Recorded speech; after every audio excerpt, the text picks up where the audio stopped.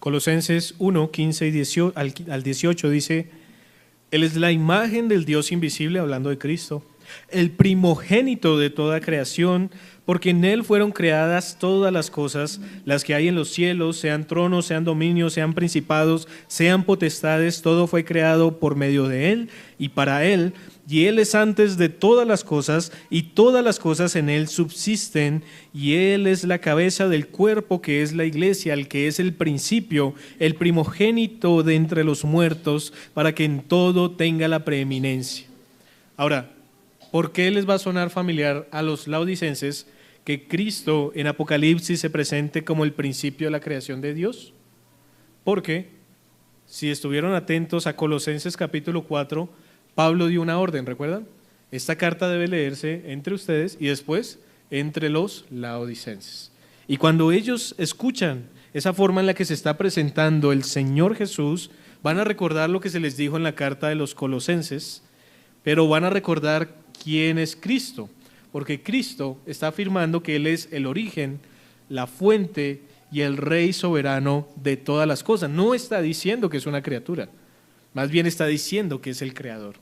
Ahora, ¿por qué ese título?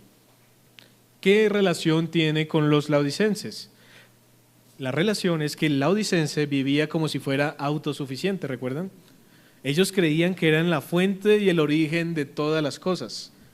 Actuaban como si no necesitaran nada y habían hecho de su prosperidad su creador, su fuente, su sustento. Y Cristo les está diciendo: no, iglesia, no, Laodicea, yo soy la fuente, yo soy el origen, yo soy el que sustenta todas las cosas, yo soy el que ustedes necesitan. Es un golpe directo al orgullo espiritual y material de esta iglesia, porque ella era el centro de todo. Yo conozco iglesias que son así, iglesias que son autosustentables, iglesias que son muy bendecidas, pero iglesias que se convierten en el centro de todo.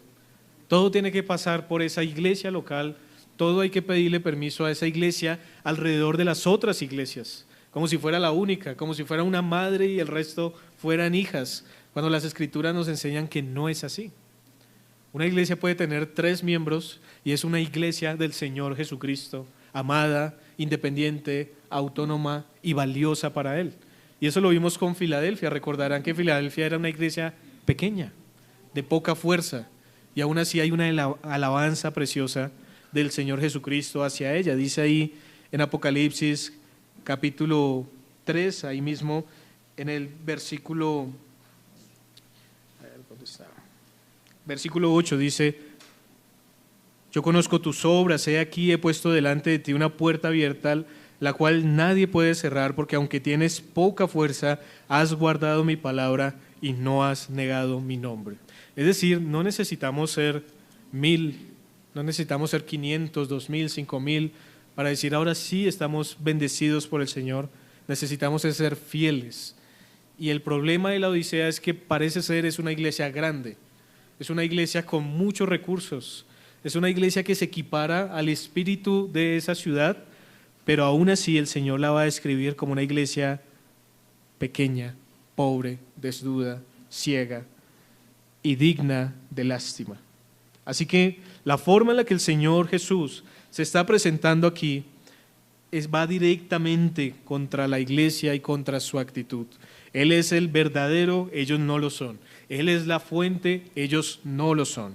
Y así con esta presentación, Cristo va a establecer que solo Él tiene la autoridad para diagnosticar y para corregir a la iglesia. Y si la Odisea se ha engañado a sí misma, Cristo viene a revelarle la verdad. Así que con estos títulos gloriosos, el Señor procede ahora a evaluar la condición espiritual. Y pudiéramos pasar entonces a una segunda idea que encontramos en el texto, que va a ser la más amplia, y es el mensaje. Ya vimos la introducción de la carta, ahora veamos el mensaje de Cristo a la iglesia, y ese lo encontramos desde el versículo 15 hasta el versículo 20. Y ese mensaje se divide en 2 cosas. Lo primero que podemos considerar del mensaje es la corrección. Y esa corrección se encuentra desde el verso 15 hasta el verso 17. Vamos a leerlo. Yo conozco tus obras, que ni eres frío ni caliente.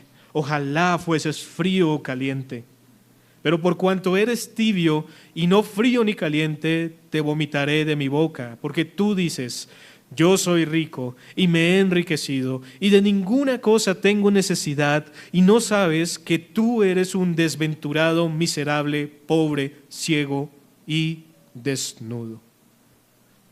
Después de presentarse como el Amén, el testigo fiel y verdadero, Cristo procede a revelar la condición espiritual real de la iglesia, y lo hace con la precisión de un médico divino que conoce cada área de la vida de su pueblo.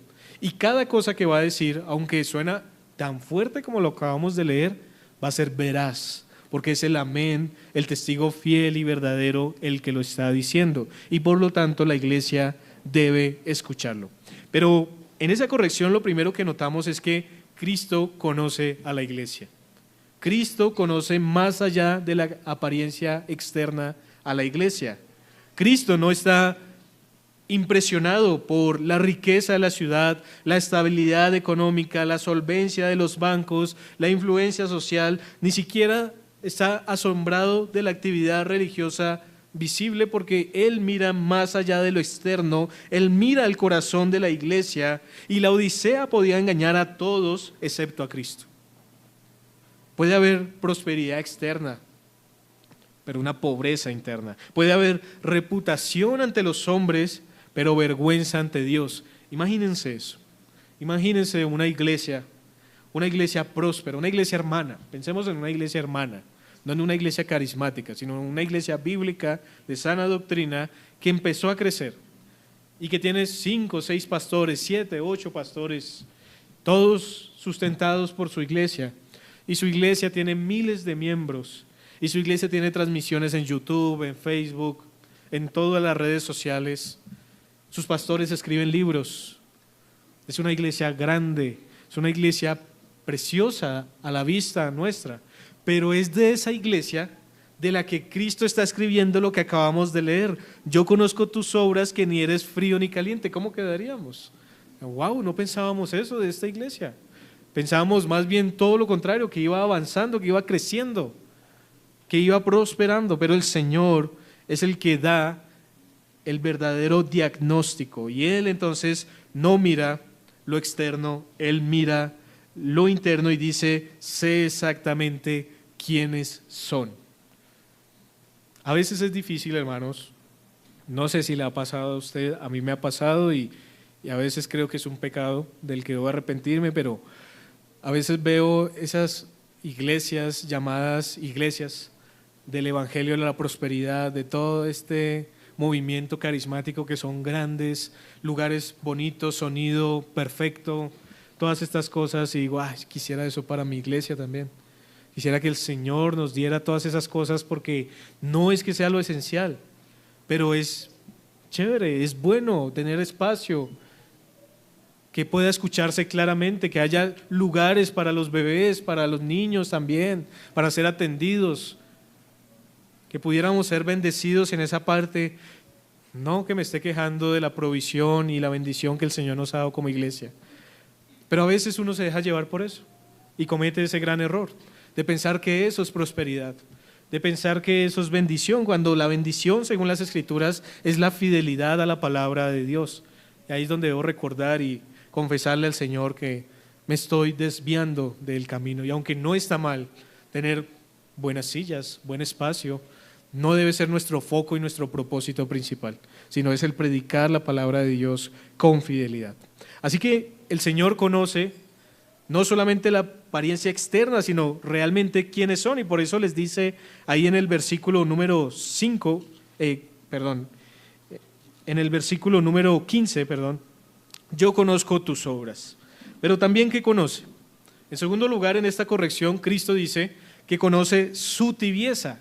Les dice: no eres frío ni caliente. Y aquí es donde muchos evangélicos se han equivocado en su interpretación. Porque algunos dicen: ser frío es ser incrédulo, ser caliente es ser un cristiano, estar en el medio es ser y no ser. Y eso no es lo que el Señor Jesucristo está diciendo en el texto. Imagínense Cristo diciendo: Ustedes ni son incrédulos, ni son verdaderos creyentes, sino son creyentes a media. Yo preferiría que ustedes fueran incrédulos.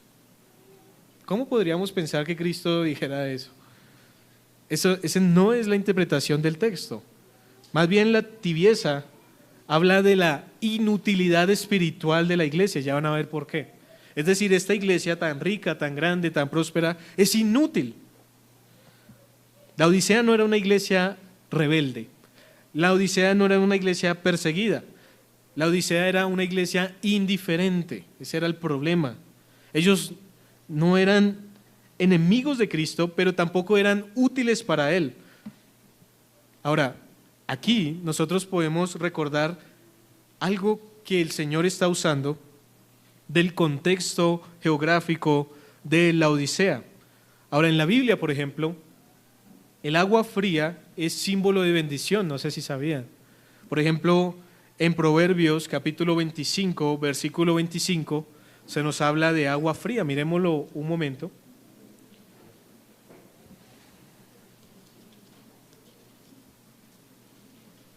Proverbios 25.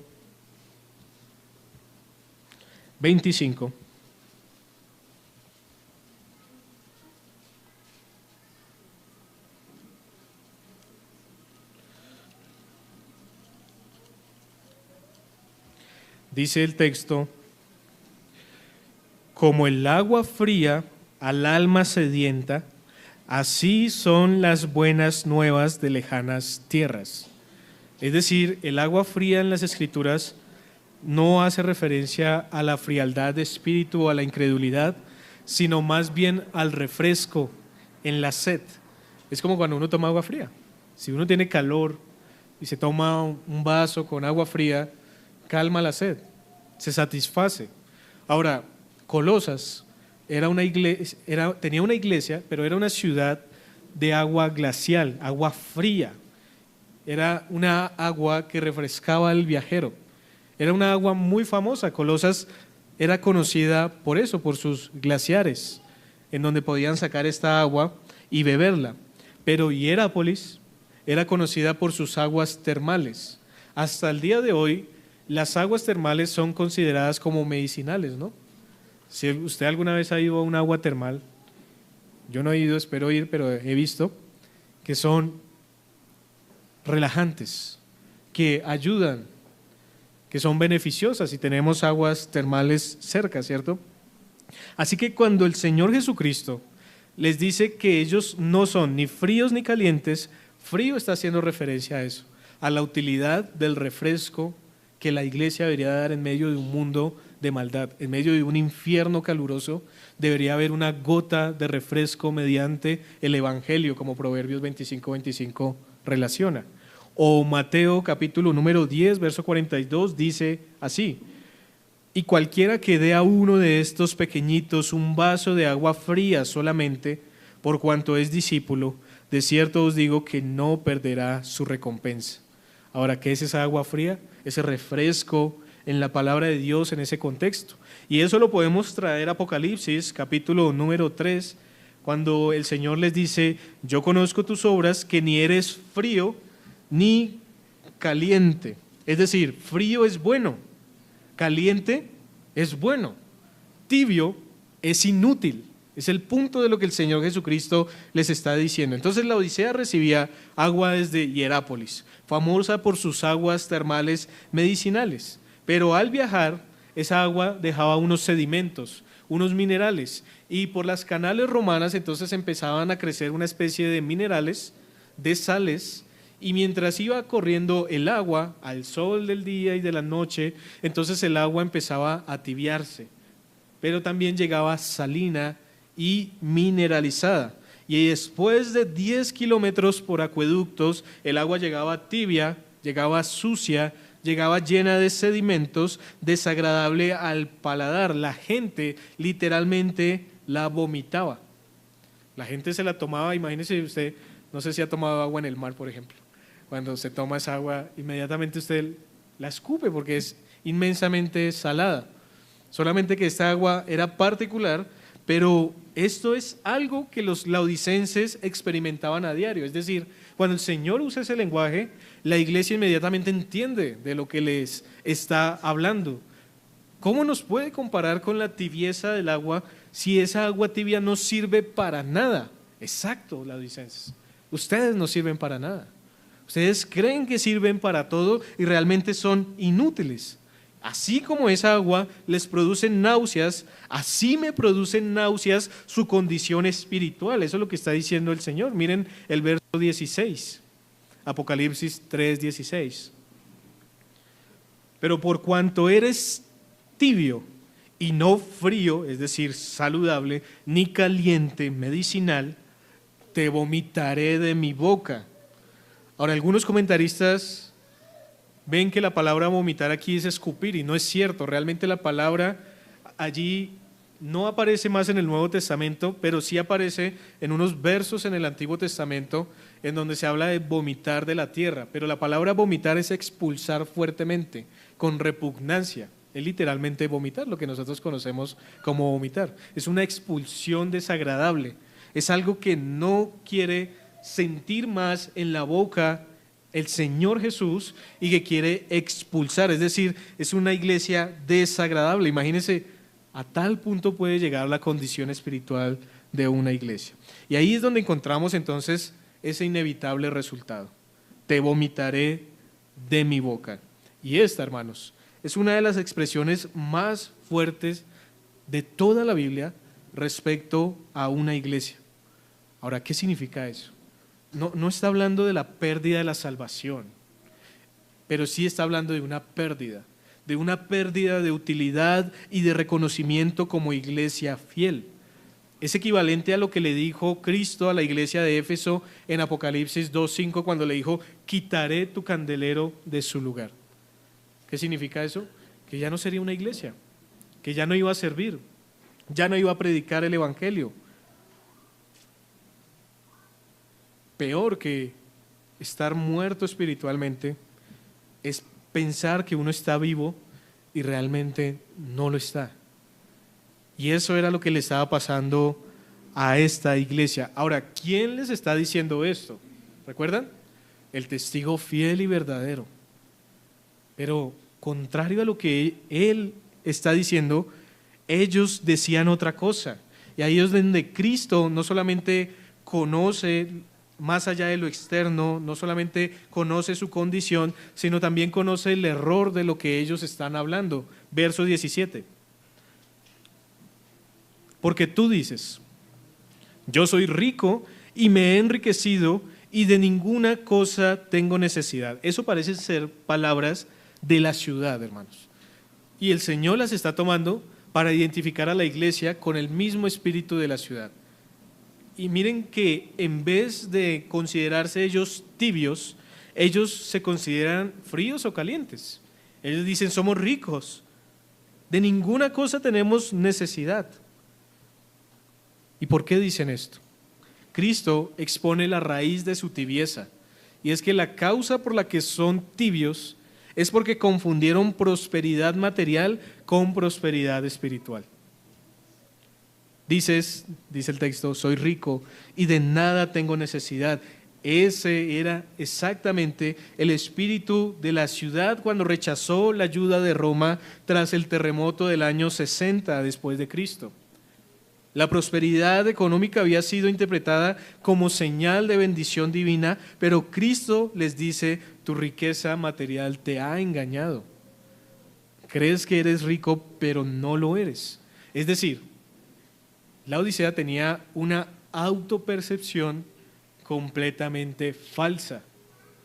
En este mundo y en esta cultura llena de autopercepciones, noten que el Señor establece la verdad y les dice: no es lo que ustedes creen. Hoy día dentro de las iglesias diríamos: no, Cristo, nosotros somos así y esa es nuestra verdad y está bien, y tu verdad también está bien. Y todos deberíamos respetarnos, pero Cristo no respeta en ese sentido. Cristo impone y dice: no es como ustedes dicen, están equivocados. ¿Por qué Cristo tiene el derecho de hacer eso? Porque Él es el Señor de la iglesia, porque Él es el principio de la creación, porque Él es el soberano. Ellos decían, somos ricos. Cristo les va a decir en el verso 17 lo siguiente: porque tú dices, yo soy rico y me he enriquecido y de ninguna cosa tengo necesidad, y no sabes que tú eres un desventurado, miserable, pobre, ciego y desnudo. ¿Han escuchado esa canción de flaco, ojeroso, cansado y sin ilusiones? Es una forma en la que el Señor le está diciendo a la iglesia que creyendo estar en lo más alto, está en lo más bajo posible. Y todos esos elementos que Él está mencionando allí, otra vez, no son al azar, hermanos. Están relacionados precisamente con cosas que tenía la ciudad. Ellos creían tener abundancia, Cristo los ve en bancarrota espiritual. Están quebrados totalmente. Y su ceguera es no saber que están ciegos. Su pobreza es creer que son ricos. Y la evaluación divina entonces es pobres, ciegos, desnudos, desventurados. Y por lo menos pudiéramos ver 3 palabras allí que golpean directamente con la identidad orgullosa de la ciudad. Pobres, pero habíamos visto que la ciudad está llena de bancos y de oro. Ciegos, pero habíamos visto que había un centro médico famoso por sanar los ojos. Desnudos, en un emporio textil reconocido mundialmente. Y les está diciendo, no, ustedes no tienen nada de eso. Ustedes son pobres, quebrados. Ustedes son ciegos y desnudos. Imagínense el impacto de estas palabras. Lo que la ciudad producía, la iglesia no lo tenía, pero no materialmente, sino espiritualmente, que es lo que le importa al Señor Jesús. Ellos tenían colirio, pero eran ciegos. Tenían lana fina de la mejor calidad, pero estaban desnudos. Tenían oro por montones, pero eran pobres. La Odisea entonces encarna el gran peligro de toda iglesia: vivir de la apariencia externa mientras se muere internamente. Pero no solamente la iglesia, sino cada uno de nosotros. Porque piensen que a veces en nuestra vida nosotros creemos que porque nos va bien en las carreras, porque tenemos dinero, porque podemos comprar un apartamento o viajar, estamos bien y bendecidos por el Señor.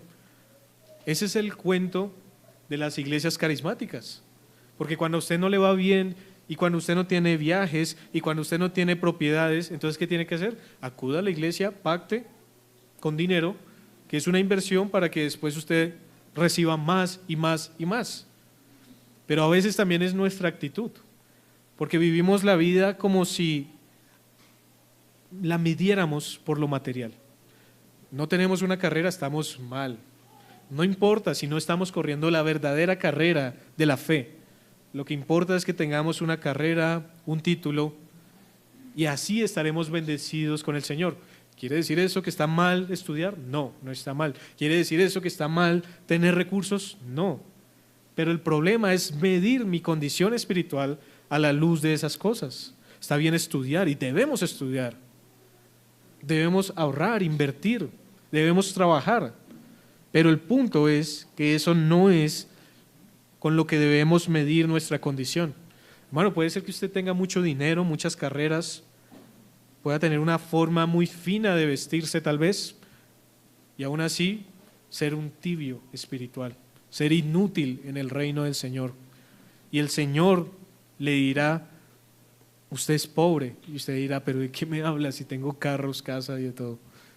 Usted es ciego con la mejor visión 2020, y usted está desnudo, y usted lo que está es engañado.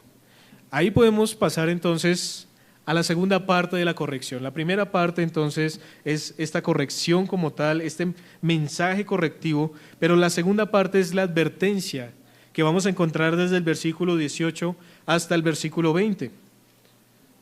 Y aquí en esta advertencia encontramos por lo menos 2 cosas también. Lo primero, un sabio consejo. Verso 18.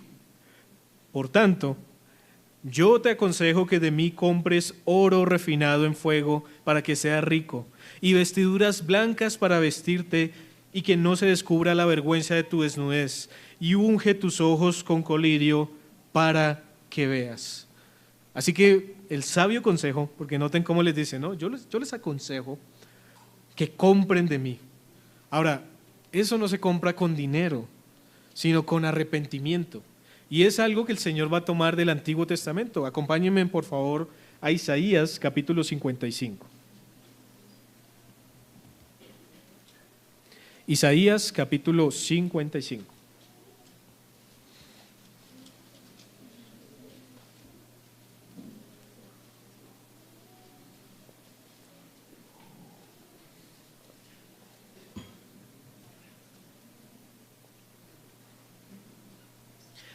Isaías 55, versículo 1 y 2 dice: a todos los sedientos, venid a las aguas, y los que no tienen dinero, venid, comprad y comed.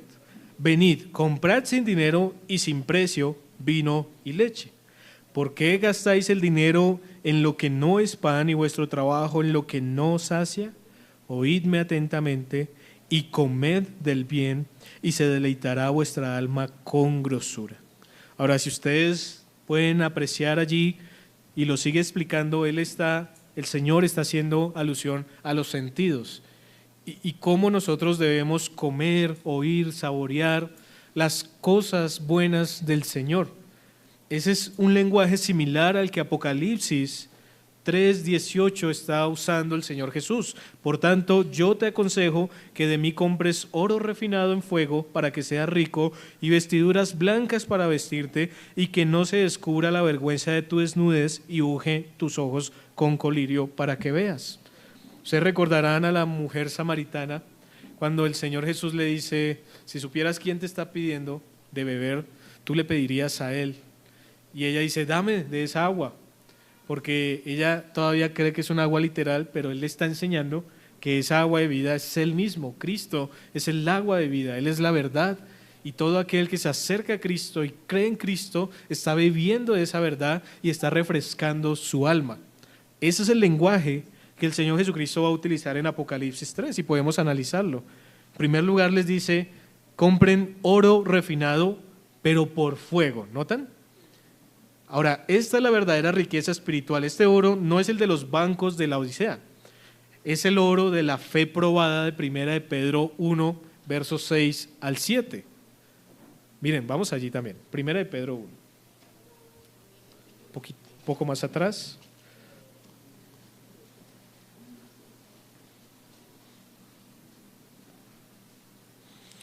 El verso 5, por ejemplo, dice: ahora, y esto hace parte de la adoración al Señor, porque comienza en el verso 3 diciendo: bendito el Dios y Padre de nuestro Señor Jesucristo. Verso 5, que sois guardados por el poder de Dios mediante la fe. Verso 7, para que sometida a prueba vuestra fe, mucho más preciosa que el oro, el cual aunque perecedero se prueba con fuego, sea hallada en alabanza, gloria y honra cuando sea manifestado Jesucristo. Mateo, en el Sermón del Monte, capítulo 6, verso 19 al 21, dice: hagan tesoros ¿en dónde? En el cielo, porque donde está su tesoro, también estará su corazón. La Odisea había hecho tesoros en la tierra. La Odisea tenía oro, pero no el refinado por fuego. Y Cristo les dice: déjame refinarte, déjame hacerte útil, fortalece tu fe.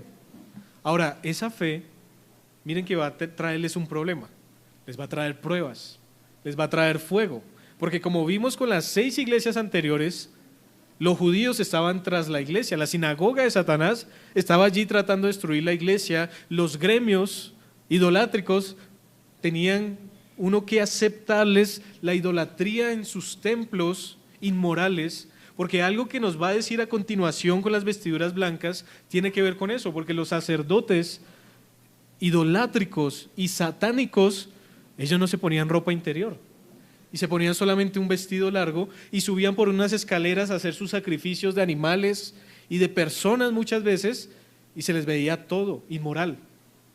Y el Señor dice: no, pónganse en vestiduras blancas que no sean contaminadas. Y eso se trae del Antiguo Testamento, en donde los sacerdotes levitas tenían que ponerse unos pantaloncillos especiales para guardar el decoro y no subir por escaleras ni nada como hacían los sacerdotes idolátricos para preservar la pureza y la santidad de la iglesia.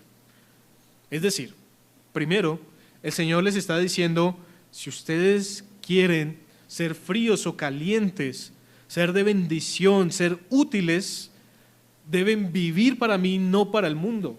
Y eso les va a acontecer pruebas.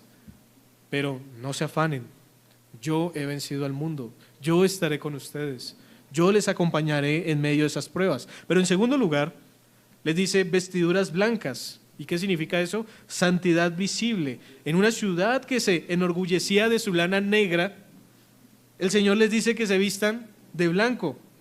Les ofrece blancura, pureza. Apocalipsis 3, versículo 4 dice, pero tienes unas pocas personas en Sardis que no han manchado sus vestiduras y andarán conmigo en vestiduras blancas porque son dignas.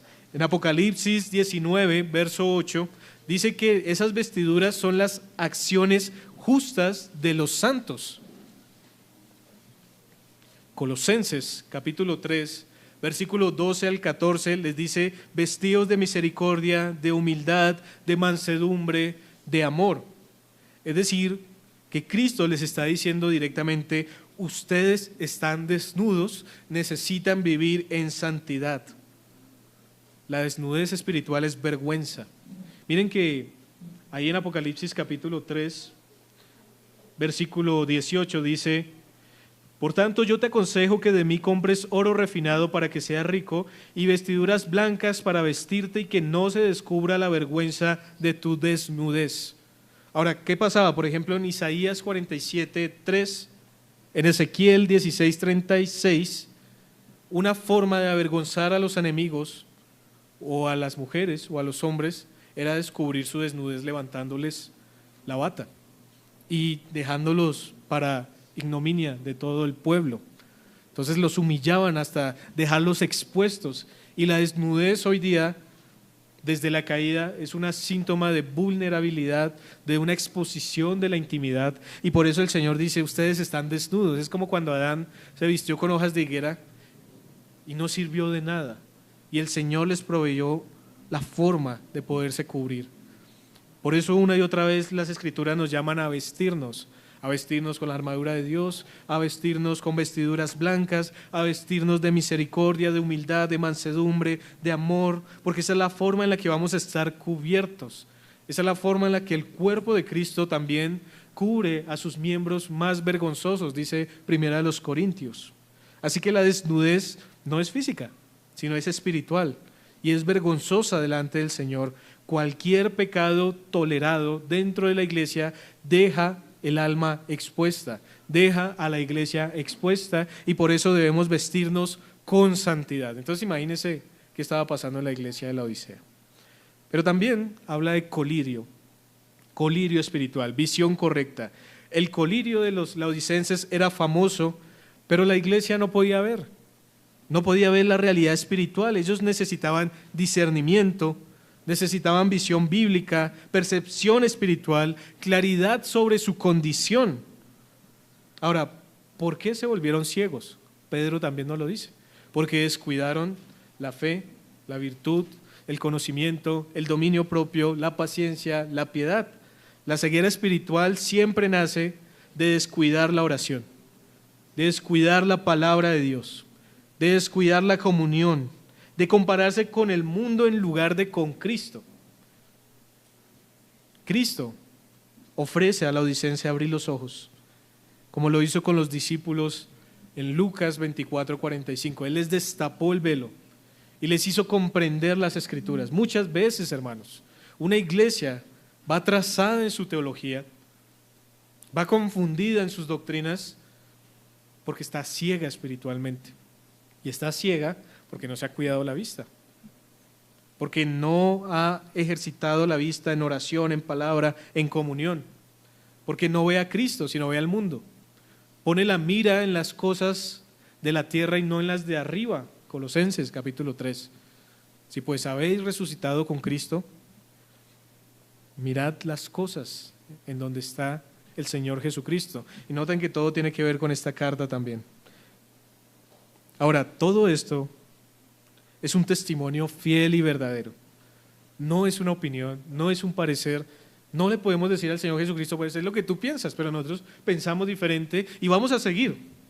No, es el dueño de la iglesia, es la cabeza de la iglesia, es el Rey y Señor, principio de la creación, el amén, el testigo fiel y verdadero que está diciendo todas estas cosas, que no la halaga, que no suaviza, que no miente, pero que su palabra fiel tiene un propósito, llevarlos al arrepentimiento. Miren conmigo, versículo 19. Apocalipsis 3:19. Yo reprendo y castigo a todos los que amo, sé pues celoso y arrepiéntete. Y eso es lo segundo que vamos a considerar en esta advertencia, porque en medio de todo este panorama tan sombrío, Cristo les expresa amor. Verso 19. Yo reprendo y castigo a todos los que amo. Cristo ama a su iglesia. A pesar de todo, dice que la ama, y esto es sorprendente porque Cristo está indignado con la iglesia, pero su indignación proviene del amor. Él les está dando una última oportunidad. Es una última, sí, pero es llena de gracia. Cristo no los abandona. Cuando usted ve a un niño, o cuando usted tenía un hijo pequeño, o usted mismo era ese hijo, e iba en la calle y era un niño malcriado, grosero, usted no se acercaba al niño a decirle, niño, pero estás actuando mal, estás hablando mal, porque inmediatamente venían los padres y le decían, bueno, ¿y usted quién es? No se meta, usted no es el papá de él. Pero el propio hijo de uno, que le dijera a uno algo así, uno lo cogería y lo corregiría, ¿cierto? Porque uno quiere ver que sus hijos crezcan conforme a la voluntad del Señor, que sean restringidos en el pecado, que luchen contra el orgullo, contra la envidia, contra los celos, contra la rebeldía, y por eso uno los corrige, y por eso uno los castiga, y les dice, no vas a tener esto, no puedes disfrutar de aquello. Por eso tiene que haber corrección para nuestros hijos, porque la Biblia nos dice que aquel que ama, corrige, que Cristo, Dios, al que ama, disciplina y azota a todo aquel que recibe por hijo. Y Laodicea es una hija que está siendo azotada y reprendida duramente, pero que lo necesitaba, porque era una hija orgullosa, prepotente, autosuficiente, que no quería escuchar consejo, que se creía la mejor y la más inteligente, y su padre, su Dios, tenía que llevarla otra vez a su condición correcta, de humildad y dependencia de Él. Por eso dice, yo reprendo y castigo a todos los que amo. Cristo no los abandona, les ofrece corrección antes que juicio. Antes de ser vomitados, antes de que desaparezcan como una iglesia que representa el nombre de Cristo, la santidad y la verdad, les llama a la corrección. Entonces, es un amor que no es como el que hoy nos enseñan, hermanos. Es un amor que reprende, es un amor que no consiente. El verdadero amor no permite que sigamos el rumbo al desastre. Cristo no es negligente, Cristo no practica la omisión, Cristo no dice, hagan lo que quieran. Es más, les doy dinero para que vayan y se vayan a fiestas y se vayan a pasear y a tomar y a hacer lo que quieran porque son muchachos y eso es lo que hacen los muchachos. Cristo no dice eso. Cristo no dice, no, ustedes son una iglesia carnal, entonces vamos a dejarlos hacer lo que ustedes quieran, forniquen, adulteren, igual son una iglesia carnal, no pasa nada, están en proceso. Sino que los llama al arrepentimiento, les muestra la realidad. Él les dice, están mal, vuelvan en el camino. Es un amor que llama a un celo santo. Por eso les dice, sé pues celoso y arrepiéntete. ¿Qué significa eso? Que ese arrepentimiento debe ser celoso, no debe ser un arrepentimiento tibio, como cuando se hace una oración de confesión por un pecado y apenas en nuestras mentes decimos, sí, hemos pecado en eso, pero no profundizamos en eso y decimos, realmente estamos fallando, estamos ofendiendo al Señor. Ser celoso es ser serio, ser celoso es ser profundo, celoso es urgente, transformador. Eso es lo que el Señor le está diciendo, sé pues celoso y arrepiéntete. Pero es un amor paciente, porque en el verso 20 Dice, he aquí, yo estoy a la puerta y llamo. Si alguno oye mi voz y abre la puerta, entraré a él y cenaré con él y él conmigo. Y aquí hay otro error en el evangelicalismo de la interpretación, porque toman este texto para evangelizar. Y si ustedes ven, el texto no está evangelizando a incrédulos, está evangelizando a creyentes, a una iglesia. A la iglesia es a la que le está diciendo, yo, la Odisea, estaba en medio de ustedes, pero ahora estoy allá afuera, golpeando. ¿Me dejan entrar, laodicenses? ¿Me dejan entrar, Fontibón? Aquí Cristo no le habla al inconverso, sino a la iglesia. La iglesia lo expulsó de su comunión. Era más importante sus deseos y su comunión que la comunión con Cristo. Cristo fue excomulgado de la iglesia. Pero Cristo sigue llamando, esperando, tocando, porque su deseo, con paciencia misericordiosa, es entrar nuevamente a la vida del creyente, a la vida de la congregación, a la comunión íntima, simbolizada en la cena. Por eso dice, he aquí yo estoy a la puerta y llamo, si alguno oye mi voz y abre la puerta, entraré a él y cenaré con él y él conmigo. Ahora, hermanos, ellos no dejaban de tomar la cena del Señor, pero no sirve tomar la cena del Señor si no se tiene comunión con el Señor de la cena. De nada sirve.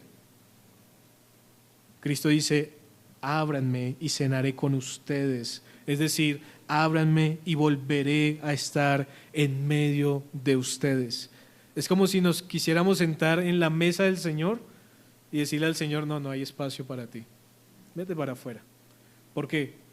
Porque la vida de ellos no reflejaba la piedad. El oro, las pruebas, la fe, la fidelidad, la santidad, el discernimiento, no tenían nada de eso, hermanos. Y aún así creían que porque estaban tomando la cena ellos estaban haciendo bien. Es decir, ellos estaban cumpliendo todos los ritos. Ellos venían domingo a domingo, cantaban, ofrendaban, tomaban la cena, y aún así el Señor les dice, yo no estoy con ustedes, yo estoy golpeando, y si me abren, entraré. Es decir, un símbolo de comunión. Cristo entonces ha revelado su diagnóstico, su advertencia, su llamado a esta iglesia.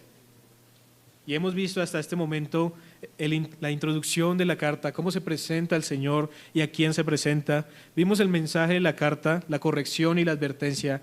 Veamos la conclusión de la carta. Porque el mensaje de la Odisea no termina con juicio, sino con una promesa. Y es de esas promesas que le hizo a las otras 6 iglesias. Versículo 21 y 22. Al que venciere le daré que se siente conmigo en mi trono, así como yo he vencido y me he sentado con mi Padre en su trono. El que tiene oído, oiga lo que el Espíritu dice a las iglesias. Esta promesa, hermanos, es extraordinaria. La Odisea estaba empobrecida, ciega, desnuda, pero Cristo le ofrece exaltación, gloria y realeza con él. Pero ¿quién es el vencedor? En este contexto, el vencedor no es el perfecto, hermanos. Muy bien, es el que se arrepiente, es el que vence la apatía que caracteriza a la iglesia tibia. Una iglesia apática es una iglesia que no le importa nada de lo que pasa dentro de sus muros. Un vencedor es aquel que vence esto. Un vencedor es el que vence el desinterés espiritual, el que rechaza la ilusión de la riqueza humana y se aferra a las verdaderas riquezas de Cristo. El que si tiene que sacrificar riquezas de este mundo lo hará por el bienestar de la gloria y del nombre del Señor. Es el que deja de comprar lo que el mundo vende, que deja de ser amigo del mundo y se constituye amigo de Dios. Es el que compra lo que Cristo ofrece, oro refinado, vestiduras blancas, colirio espiritual. Es el que depende y le cree al amén, al testigo fiel y verdadero. Y es el que persevera no en sus fuerzas, sino en las fuerzas de aquel que es fuente de todo. Y por eso Cristo promete, el que vuelve a mí, reinará conmigo. La iglesia no lo quiso en su puerta, pero Cristo la invita a su trono, y esa promesa está presente no solamente para la Odisea, sino para cada iglesia. Y por eso en el verso 22 dice, el que tiene oído, oiga lo que el Espíritu dice a las iglesias. Entonces este mensaje no es solo para la Odisea, hermanos, es para nosotros. Cristo sigue hablando hoy por medio de su Espíritu y la pregunta no es si Él habla, la pregunta es si nosotros escuchamos, si nosotros atendemos, porque si aplicamos lo que acabamos de ver, en primer lugar, Cristo debe ser nuestro amén. Así como se presentó a la Odisea, Él debe ser así para nosotros. Es decir, Él es la verdad absoluta y confiable. Él es nuestro sostén, sin quien nada podríamos hacer. Él es nuestro tesoro, aquel que vale más que cualquier riqueza material. Él es la fuente y el origen de todas las cosas. Y debemos reconocerlo como el verdadero, el origen de todo, el que nos ama con el mismo amor con que amó a esta iglesia rebelde. Debemos examinar también, en segundo lugar, la tibieza cristiana y eclesial, hermanos. La Odisea es un espejo, nos muestra lo que la iglesia puede llegar a ser cuando Cristo ya no es el centro. Y uno pudiera señalar con el dedo a estos hermanos allá del primer siglo, y decir qué mal estaban. Pero debemos coger ese dedo y señalarnos a nosotros mismos y preguntarnos, ¿somos tibios? Como cristianos, ¿somos tibios? Preguntémonos lo siguiente, nos va a ayudar a entender si somos tibios. ¿Cómo está nuestra vida de oración? ¿Tibios? ¿Cómo está nuestra lectura de la palabra? ¿Tibios? ¿Cómo está nuestra devoción personal, nuestra piedad, nuestra comunión con el Señor? ¿Hemos sufrido por causa de su nombre? ¿Estamos comprando oro refinado, permitiendo que Cristo nos pula en la prueba? ¿Estamos vistiendo vestiduras blancas, viviendo en santidad práctica? ¿Estamos usando el colirio espiritual, viendo las cosas como Dios las ve? ¿O vemos el pecado como algo normal? Por ejemplo, fornicación, inmundicia, codicia, lascivia, enemistades, pleitos, chismes, amargura, orgullo. ¿Cómo lo estamos viendo? ¿Como tibios? ¿Lo vemos como algo tolerable en la iglesia? Hermanos chismosos, pendencieros, fornicarios, amargados, ¿esos somos nosotros? Una iglesia tibia normaliza lo que Dios condena. Un cristiano tibio normaliza lo que Dios condena. Como iglesia somos fríos o calientes. Ahora pensemos en nuestra iglesia. Una iglesia fría o caliente refresca al cansado, sana al herido, levanta al caído, consuela al afligido, corrige al desviado, predica a Cristo con fidelidad. Pregúntese cuándo fue miembro de esta iglesia, la última vez que visitó a un hermano. ¿Tibio? Pregúntese la última vez que llamó a un hermano para preguntarle cómo está. La última vez que siquiera oró por alguien. Como iglesia, ¿qué estamos haciendo, hermanos? ¿Nos parecemos a la Odisea? La Biblia nos enseña que somos llamados a ser un oasis espiritual en medio de un desierto de pecado, una iglesia donde Cristo esté en medio y no afuera. Es que el pastor no llama, es que el pastor no visita. Yo no sabía que la iglesia era el pastor, hermanos.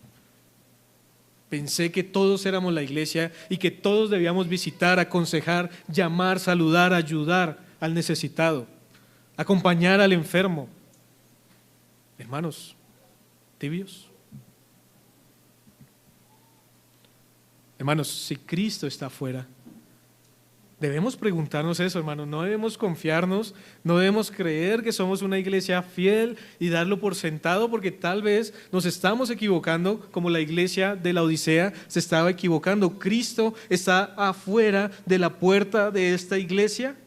Hay falta de amor, falta de misericordia, falta de celo, falta de verdad, falta de compasión, falta de temor del Señor. Si es así, puede que Cristo esté a la puerta y no en medio. Pero hermanos, su paciencia, la paciencia del Señor es maravillosa. Él sigue tocando, hermanos. Él sigue esperando, Él sigue llamando y la invitación es clara. ábranme y cenaré con ustedes.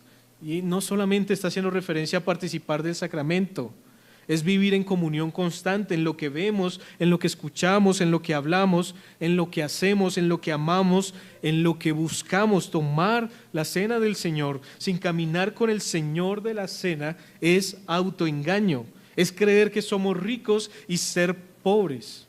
Hermanos, aprovechemos esta oportunidad para volver a Él. Pero en último, quiero hacer un llamado al incrédulo, porque aunque esta carta no está dirigida a un incrédulo, sino a una iglesia, Cristo confronta al inconverso también. Si el juicio de Cristo sobre una iglesia tibia es tan severo, como usted acabó de escuchar, ¿qué será del juicio de Cristo sobre quien rechaza el Evangelio? Incrédulo que me escucha hoy, que sabe que es incrédulo. Si quiere sentarse con Cristo, si quiere tener comunión con Cristo, si quiere disfrutar de la vida eterna, si quiere escapar del juicio venidero que será peor que ser vomitado como esta iglesia iba a ser vomitada, si quiere ser parte del reino, entonces debe escuchar lo que Cristo le dice hoy. Crea en Él, arrepiéntase, vaya a Él y reciba vida eterna. Hoy es el día de creer en Él, porque Él es la puerta para usted. Él no está golpeando la puerta de su corazón. Él es la puerta y usted tiene que correr a Él, y si esa puerta está abierta, entre antes que sea demasiado tarde. Hoy es el día de entrar por esa puerta. Así que, mis hermanos, la Odisea nos deja una advertencia, pero también nos da una esperanza. Cristo reprende porque ama, pero llama al arrepentimiento porque también quiere restaurar, y nos da una promesa de reinar con aquellos que vuelvan a Él. Que no se diga de nosotros, Fontibón, lo que se dijo de la Odisea, que Cristo esté en medio de su iglesia y que seamos ricos, pero en Él. Amén. Vamos a dar gracias al Señor. Amado Padre Celestial, te damos gracias en esta mañana, en este tiempo que nos has concedido en tu palabra, Señor. Gracias por esta serie que nos has permitido tener del Apocalipsis, de las 7 iglesias, Señor, donde nos confrontas, nos autoexaminamos, Señor, con estas 7 iglesias, de las cuales, Señor, tenemos un poco a veces de cada una de ellas. Ayúdanos a ser fieles, Señor. Ayúdanos a ser un candelero que alumbre, Señor, que sea santo, que sea fiel, Señor, que sea obediente, que sea misericordioso y dadivoso, Señor. Pero todo esto por tu gracia, por tu poder, Señor, y para tu gloria. Señor, ayúdanos a que en este día, Señor, esta enseñanza sea atesorada en nuestros corazones, entendida en nuestro espíritu, Señor, para poderla llevar a la práctica en nuestras vidas, tanto a nivel individual como a nivel corporativo, Señor. Que seas tú reverenciado y adorado en tu iglesia, Señor, y que Cristo permanezca en medio de ella por tu gracia, por tu amor, por tu misericordia, Señor. Alabado seas, bendito eres, Señor, en Cristo Jesús. Amén.